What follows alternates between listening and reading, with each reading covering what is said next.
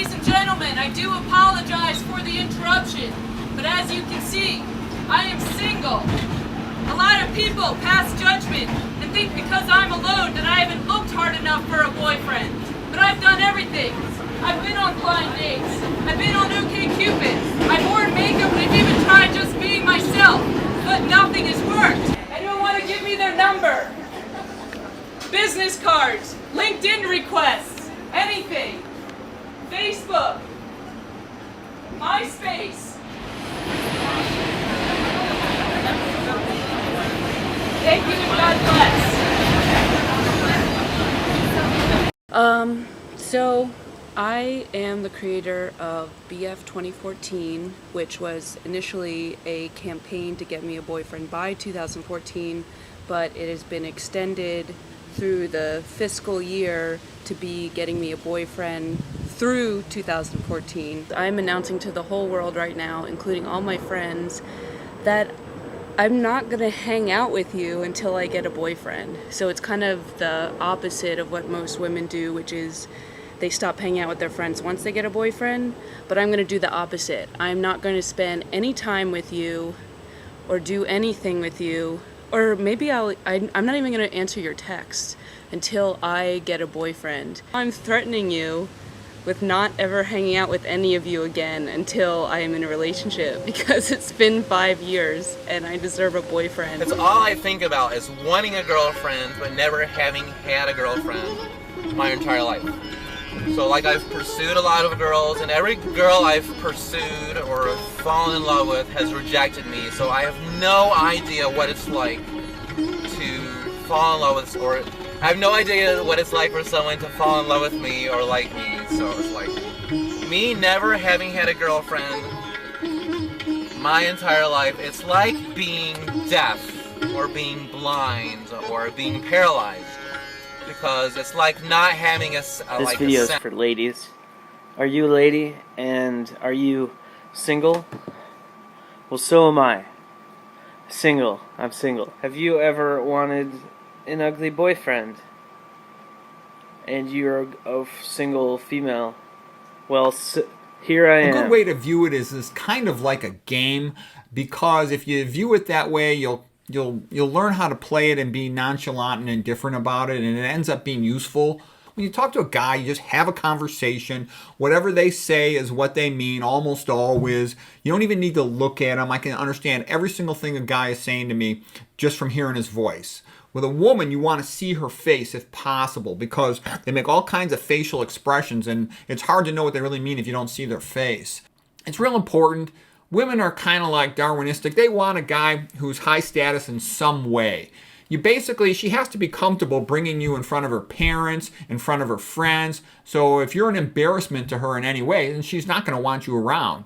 You want to be well-groomed, dressed kind of wealthy. Like I said, I won't go outside without a tie on, and often I'll wear a suit if I'm going to go outdoors anywhere. What you want to do is you want to open with "Hi Wife" with an exclamation mark, or you just want to put "Hi Wife" with like a blush emoji.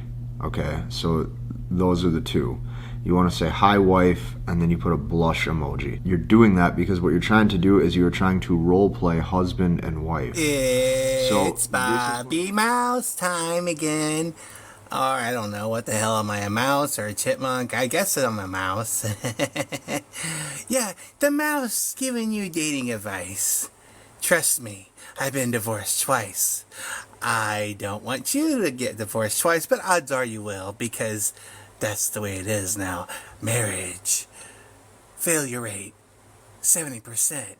But if you're with a woman who has a college degree that expects more out of you because she brings plenty to the table, then it's 92% failure rate. It's one good thing about going through 2 divorces and getting taken to the cleaners more than George Jefferson. It's that I have wisdom, so maybe you won't get cleaned out the way I did. Just saying. Maybe I'm a little off my rocker, but what is the definition of insanity? Repeating the same thing over and over and expecting a different result? It's Bobby Mouse time. If you want to find the right women who will find you attractive, you have confidence. You do not seek approval, and you do not act like a wimpy when we pussy find baby. ourselves obsessing and doing all the things to manifest and to attract a guy, the vibrations that we are sending out to the universe is the vibrations of desire. And the underlying feeling of desire is need. It's want. It's have to have. As soon as you find yourself caught up in desire, I need you to hang up the desire and tap into the energy of being. Today I'm going to show you guys how to in make the a state of love desire, potion, a love drawing potion, a love potion. Love potions are for just that, to either enchant and entice someone, to draw them to you, a specific person. So what we have here is a few combination of herbs. The first one I have here is rosebuds.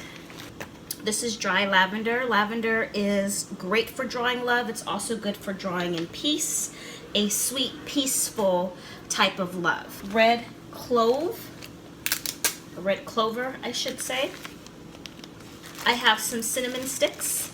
Cinnamon is for passion and to spicing up the relationship, spicing up the feelings, kind of spice up, I should say, the energy between the two of you. Because you want passion, you want romance, you want spice, you want hot sex and desire. So, Melissa, you're in love with me, now let it flow. As above, so below. Melissa, you're in love with me, now let it flow. As above, so below. Joseph, you're in love with me, now let it flow. So what you're doing is you're charging this with your intention. You are specifically telling the herbs what it's going to do, and you're directing that energy to that person. How to make a real love potion, part of the advanced potion making classes from Real World Magic. And just sprinkle it into the cauldron. And when you've added enough, trust me, you'll know. Oh! They'll take your picture and then they'll put a spell on you, and then you'll be doing their bidding. So there's a very big practice over there of witchcraft, and you guys should proceed with caution. And a lot of times they are not really looking for love. They're looking for somebody to take care of them. They will take your picture. Don't send them any of your pictures. If they ask you for a picture, don't send it. They'll take a picture of you, they'll light it by a fire, and then they'll do witchcraft. So you have to be very careful. Even if they mean well, nobody should have to. Your potion more concentrated. Nobody should have Next, to. add a tablespoon of dried jasmine petals. Its sweet odor induces euphoria in both men and women. So then add 2 tablespoons of dried rose petals. The sensual smell of roses will decrease. Are they a bridge or are they a barrier? When you go to that person, do you want to get closer to God? Or is that person bring you farther away? Display. See, this is the one I took by mistake. Oh, there. How'd you do that? I don't know. I'm trying to do it for you. See how pretty your hair is? Did you notice that? No. How pretty your hair is. I don't know where you are, honey. Just drop your dress a little bit. You see your boobs? Come on, stop. Ooh. Come on. I don't know how to do it. Meet the newest viral video superstars. I don't know what I'm recording. Shucks. 86-year-old Bruce and 79-year-old Esther Huffman. Bruce, tell us what life has been like now that you're an internet sensation. How's it like? Well, I guess if 1.6 means we're a sensation, we accept it. How about you, Esther? That's okay, yeah. It's okay. Esther, did you even know? Like Andy Warhol. Yeah. We're having our 15 minutes of fame. Baby, you're getting the most out of this 15 minutes, and it's making us laugh, and that's exactly what we need at this point. 3 weeks ago, when they upgraded to a laptop. This is my new computer that I think is so pretty. That's one reason I got it, because it's aqua. The Huffmans decided to try out their new camera, something their granddaughter tried to teach them. I had no idea how to do it. I didn't remember what she said, and so the whole time I was just, irritated, and I was chewing gum so hard, and I looked like Wicked Witch of the West. The Huffmans are joining us now via Skype from their home in McMinnville, Oregon. Good morning. Good to have both of you with us. I have to know, who set up the Skype this morning?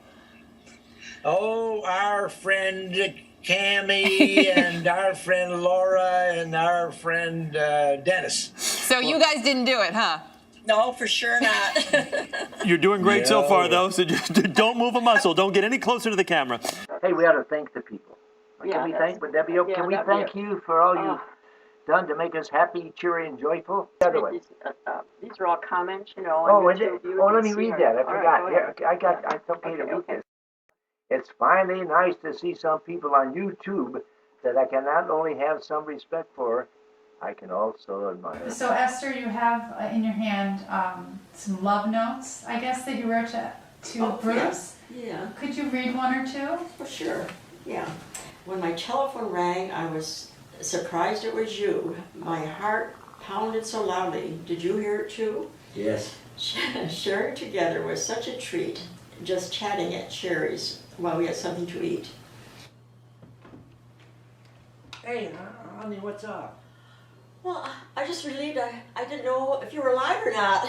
I'm just so glad you are. Of course I'm alive. Hey, folks, we're alive. We're very much alive. We just had a wonderful lunch, didn't we? Yeah, and we need to talk, honey. Oh, what? You didn't understand me when I said toothpaste. You thought I said suitcase. Well, and that's toothpaste and suitcase sound for you. pretty close. Yeah. But, please don't put the cortisone cream in with the toothpaste because I used it to brush my teeth with, and it is How did it taste? terrible. Oh. Yeah. I can Well, let me look at your teeth. Let me look. Yeah. Your teeth look better. I'm nominated to do that. Esther, what is it I'm doing? The ice bucket challenge? Yes. So Esther, you better get out of the way. I'm getting out of the way. So thank you for coming. I really appreciate it.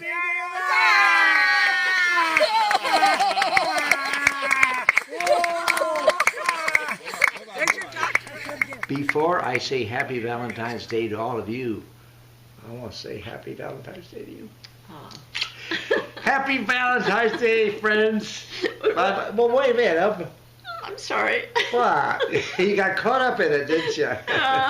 Well, anyway, we're sure glad to be able to say Happy Valentine's Day to all of you wonderful people.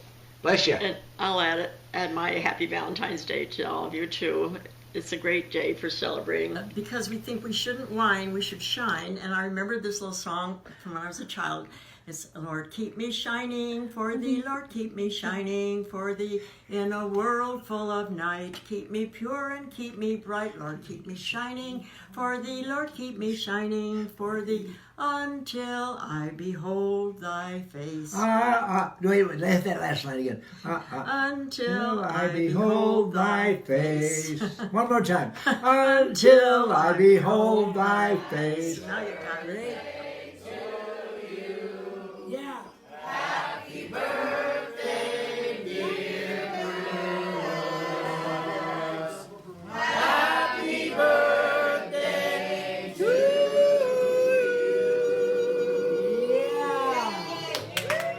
you.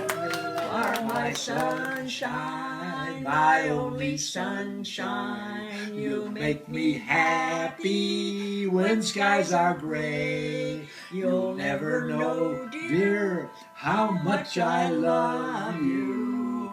Please don't take my sunshine away. Oh, the other night, dear, as I lay sleeping, I dreamt I held you in my arms. When I awoke, dear, I was mistaken. So I held my head and I cried.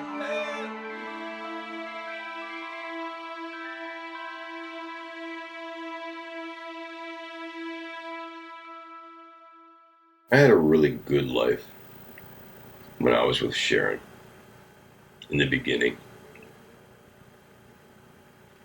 We were really good for each other. We were really good to each other. My family liked her. Her family liked me. And they liked my daughter. We had a really great relationship. And I was really successful. Sharon was nuts. She was fucking nuts. But she was sweet and loving, had a good heart, and loved me and loved my kid, and was good. A good person, and wildly, rampantly creative mind. Interesting and fun and interested, and she knew she was nuts. So she would let me control her. I was a very successful man. And I gave away everything I owned. I gave away everything I owned. And I intended to leave the country where I was born and never come back. And the reason that I gave away everything I owned and was going to leave the country and go to another country is because I don't want to live in a country that believes in gender equality. You're there. Your spouse is there. You were loyal to each other. For the last 50 fucking years you've been loyal to each other. And your children are there. And your grandchildren are there. And maybe if you fucking lived a healthy life and you have good genetics, maybe you even have some great grandchildren there. And that's what it means to win at life. That's what it means to win at life. That's what it means to be a good person. That's what you have to do to win my respect. That's what I have to do to respect myself. I don't care about Canadians, and I don't believe in gender equality. I don't understand why women want to block me for. I had done nothing. To love them, to care for them. They're what I get a block. Man, I tell you. Oh, these women. These women are crazy nowadays. Now you dumping me? Doesn't really make a difference. What I said on the text, I didn't mean it. And I don't care what you say or do at school.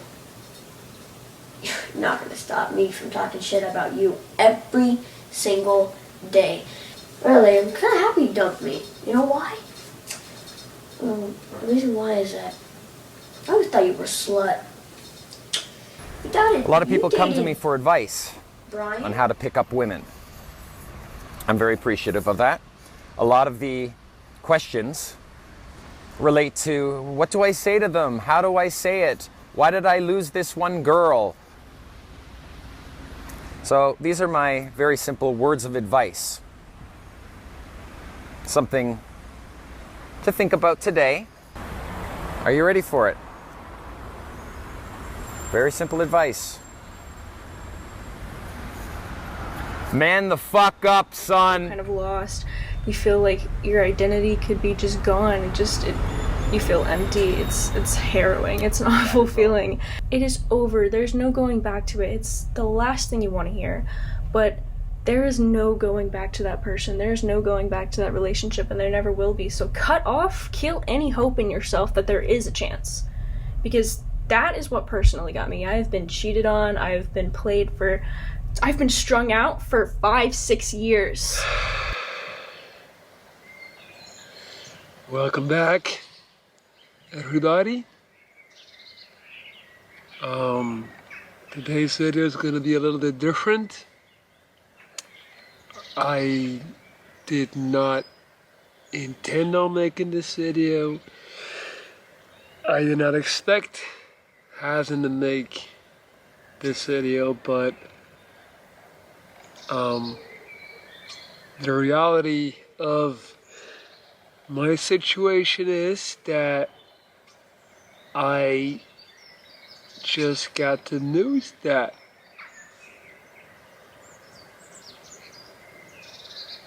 I got dumped. Yes, You heard me right. It was going quite great, quite amazing. In my opinion, from my perspective. And I was really getting into it. I was really starting to feel like it could turn into something serious over time. And unexpectedly, I got the news that my dating services were no longer needed. So I got an honorable discharge. When something like that happens, you have a good 2-minute window right after the news hits you like a bus on how to deal with that. And I basically immediately realized that even though I would have been very willing and eager to keep going with it, it would be downright greedy, ungrateful, arrogant, and just stupid to have anything else than sheer gratitude to offer to her, to life. Probably won't even realize the entire situation until later on. Say it with me. I'm probably already at the peak, turning 34 in a week.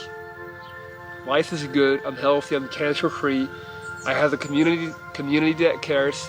Community that cares. And I got people that are hiring me to mentor and coach them. So even though I might feel like I'm only at 10%, maybe this is the peak. And if it is, I don't mind. Beyond all, life is good. Keep trying. All right, guys, that's it. Keep trying, just like me. We're in this together. All right? I'm out. Peace. I wrote this last year. In fact, I wrote several around the time when my husband was really ill. He got through it well, and he's doing really well, and probably better than he's been for a few years. So he's great. But there was a lot of angst about the whole thing, as you can imagine. So I wrote this and called it Ups and Downs. Life is full of ups and downs. When one is down, the ups seem so far away, and the dark seems so very dark. I sit and watch my loved one travel a different road, not one he would have chosen, a heart that's been broken many times, patched and mended, made stronger by the gold, the kintsugi strength, more beautiful, deeper, bigger, wider, uniting as a family until the day health creeps back into our lives. Day by day he's back again, and our ups become just that. The days are golden, this second chance to live and love. How much we've learnt, how treasured are those who've walked beside us, who've held us tightly, picked us up, wrapped us in their arms of love. We start again, a life anew, sparkling in the sunshine, glistening in the rain, ever grateful, always so. And it always makes me feel emotional as I remember those times.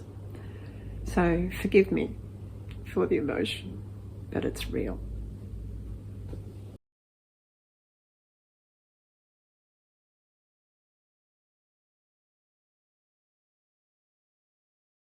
Nine Fine Limes Productions.